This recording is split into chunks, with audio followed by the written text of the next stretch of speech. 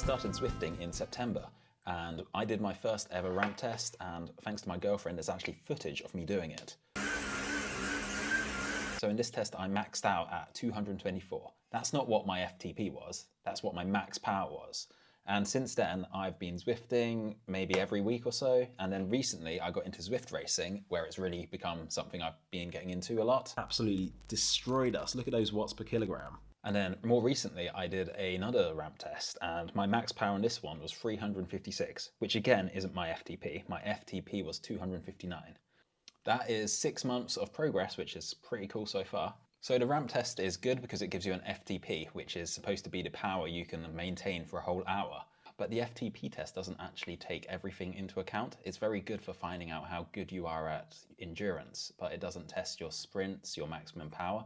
So I saw some other YouTubers trying this Wahoo Sufferfest 4DP test. So this is supposed to tell you more information. It's supposed to tell you your neuromuscular power, your maximum aerobic power, your functional threshold power, your FTP, and your anaerobic capacity. So this is an hour test and it's supposed to be much, much harder than an FTP test. So the benefits of using this are that it can tailor its training plans much more accurately than just an FTP test. So if it knows all of these metrics, it can tailor the plan more for you. So it will focus on your weaknesses rather than just your FTP. So to do the test, you need to download the system, the Wahoo system app, and it's actually got a 2-week free trial, which is what I'm using. So you can do this test for free, you don't have to spend any money. So my plan is to do the test and then use one of its training plans afterwards and see how much progress I can make, because recently I've not been following any structured plans. I've just been racing on Zwift, which I don't think is very good for you because it's always a very high intensity effort, but a structured training plan should help me focus on my weaknesses. Anyway, so that's all. Let's jump straight into it. So the first part is you have a 10-minute warm-up, which is pretty standard. 10-minute warm-up, and then the man on here tells you some very intense things and explains what you're supposed to do. It tells you to be calm, to get mentally prepared. So you get a lot of chilling, lots of relaxing first, lots of warm-up, making sure your body's all ready. And then the first part of this test is 2 maximum effort sprints. So you've got 5 seconds to put out as much power as you want. As much power as you want, as much power as you can. So let's see what I managed. So this is my first attempt.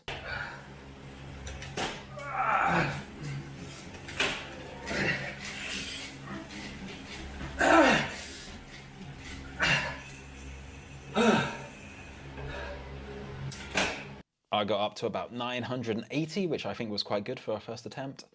I felt like I was spinning out a bit, but they give you 2 attempts, so on the second one you can try to fix the errors you made. So I thought I used a too small a gear and I was spinning way too fast, so let's see how I do on the second one.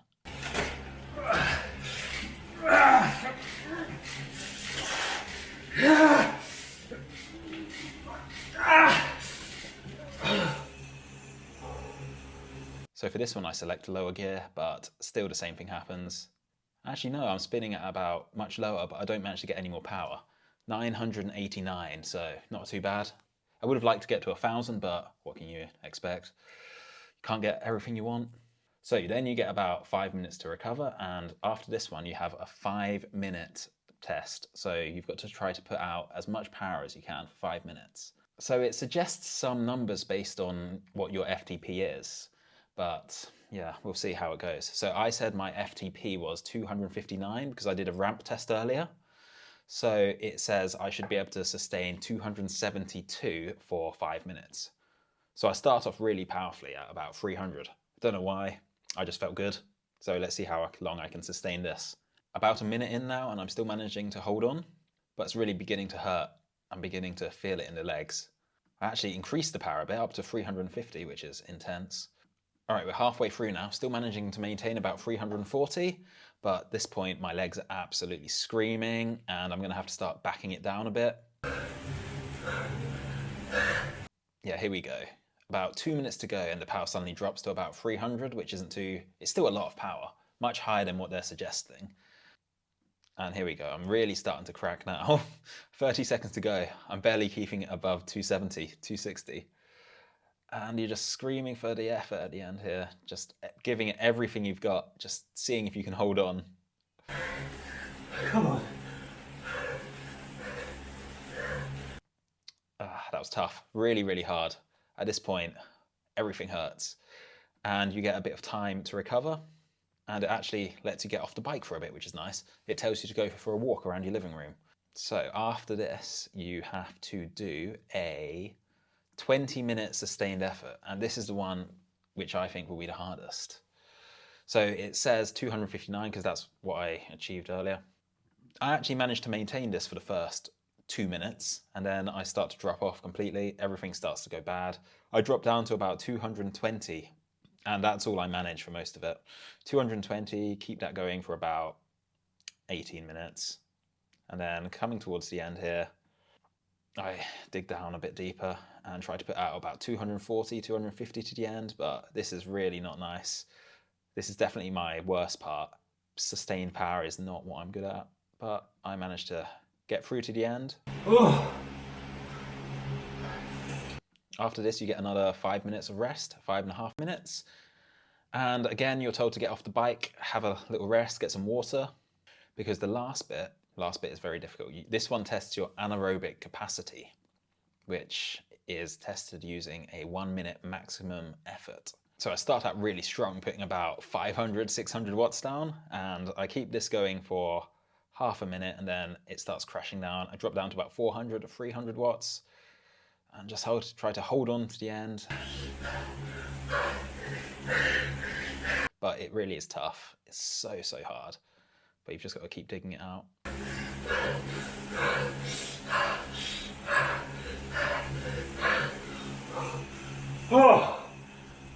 And then it's all over. And you get to get off the bike, have a little rest, and then it gives you your results. So let's take a look at them. So the first thing it shows you is your rider type, which I'm apparently a pursuiter, because my 5 minute power is apparently very good. So I'm a pursuiter. I have good 5 minute power. I'm not the best sprinter, and I don't have power which lasts for a long time, but for 5 minutes, it says I'm quite good, which I'm very happy with. So maximum aerobic power was 318, FTP 229, 1 minute power, which is your anaerobic capacity, is 493, and my neuromuscular power was 992. I really wanted to get that one out to 1,000. That would have been cool. So it's quite useful. It tells you these in terms of your watts per kilogram as well. So I can do pretty much a 1,000 watt sprint, but it's only 10 watts per kilogram because I weigh so much. But yeah, this is quite cool. Anyway, so I'm going to set up a plan using this app, Wahoo System.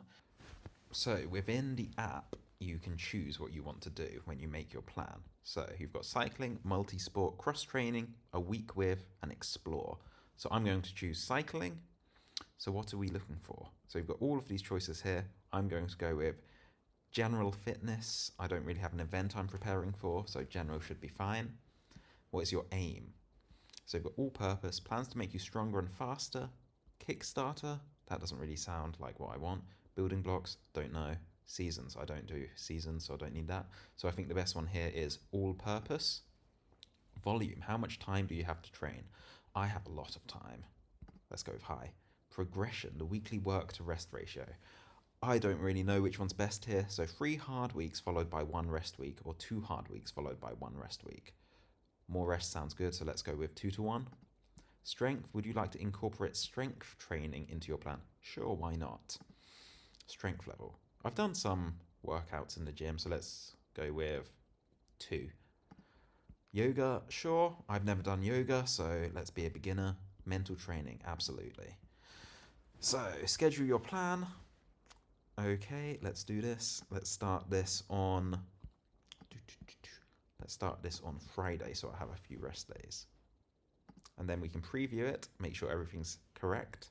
So it starts on Friday, February 25th, and ends on Thursday, May 19th. So it's about 12 weeks, and we will see at the end if it's worth it, whether I'm any better. So we'll add this to the calendar, and then we can see if it works. If you're interested in seeing the result, you can subscribe and press the bell button, and it will help me out. And then you'll get notified of all the videos I do in the future. Anyway, that's it. hope you're all well, and I will see you next time.